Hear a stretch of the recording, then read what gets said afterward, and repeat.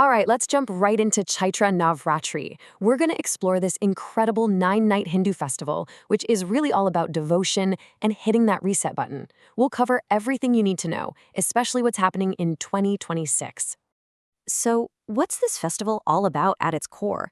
Well, think of it as a time for a deep spiritual cleanse, a chance to embrace a totally fresh start. It's all about purifying your mind and spirit, kind of like syncing up your inner self with the renewal we see all around us as spring kicks off. Okay, so let's get specific for 2026. You'll want to mark your calendars. The festival kicks off on March 19th and wraps up 9 nights later on March 27th. As you can see, we've got some major milestones here: the big start, that really important date day, and of course, the grand finale. So let's break it down. What exactly is Chaitra Navratri? We know it's a festival of renewal, but you know what? It's also the beginning of something much bigger. Okay, so Chaitra Navratri is this amazing 9-night celebration of the 9 forms of Goddess Durga. But what's really fascinating is that it's got a dual role. It also marks the start of the Hindu New Year, Vikram Samvat, which in 2026 will be the year 2083. And since it happens during springtime, you'll also hear it called Vasantik Navratri. It perfectly ties that spiritual renewal to the physical rebirth we see in the world around us. You know, every important undertaking needs a strong foundation, right? Well, for Navratri, that foundation is a beautiful ceremony called Kalash Sapana. This is the ritual that officially gets the 9 days of worship started. And for this ceremony, timing is absolutely crucial.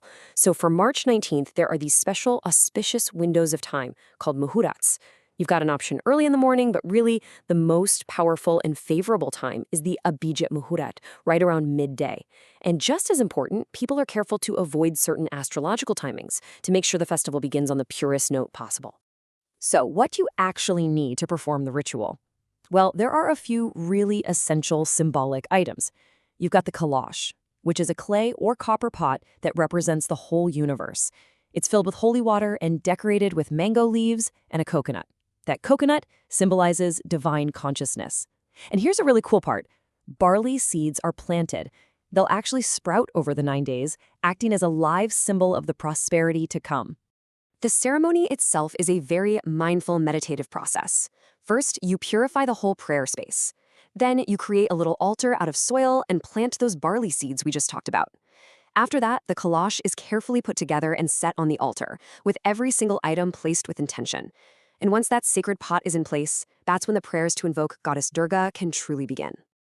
All right, now we're getting to the absolute heart of the festival, the 9 nights and the 9 incredible forms of Goddess Durga. Each and every night is dedicated to one of her powerful avatars. This here is basically your roadmap for the 9 days. It's a spiritual journey, really.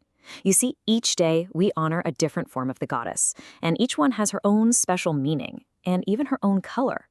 We start with Shailaputri, who represents stability, and we move through these amazing aspects like devotion, courage, and creation. And the whole journey builds up to the final day with Siddhi Datari, the giver of divine powers, symbolizing that ultimate spiritual goal. Now, prayer is central, but there's another huge part of Navratri, and that's fasting, or what's known as vrat. And this isn't just about food. It's a really powerful practice of discipline, all about purifying your mind and your body. And like I said, the rules for fasting go way beyond just your diet. If you look at the do's, the focus is all on keeping a pure mind and body, so things like daily meditation and eating pure or sattvic food. And on the don't side, it's all about steering clear of negativity. That means avoiding things like anger, but also extends to not eating certain foods and even avoiding things like getting a haircut. Okay, so let's get practical and talk about the food. The whole idea is to eat sattvic foods, foods that are pure and have a calming effect on the body and mind.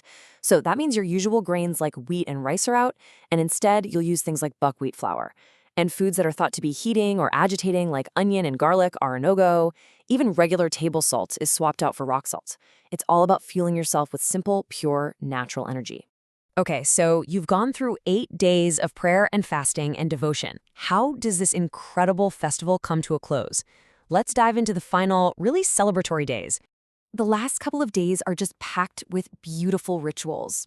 On the 8th day, called Ashtami, many people perform a sacred fire ritual called a Havan. This is also when you see the beautiful Kanya Pujan, where 9 young girls are worshipped as if they are the living embodiment of the goddess. Then the ninth day, Navami, is extra special because it also happens to be Ramanavami, the birthday of Lord Rama.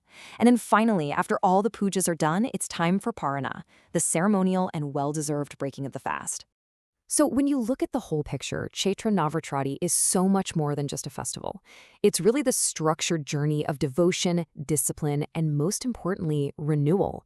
It's a fresh start, not just for the Hindu calendar, but for our own spirits. And that leaves us with a final question to think about.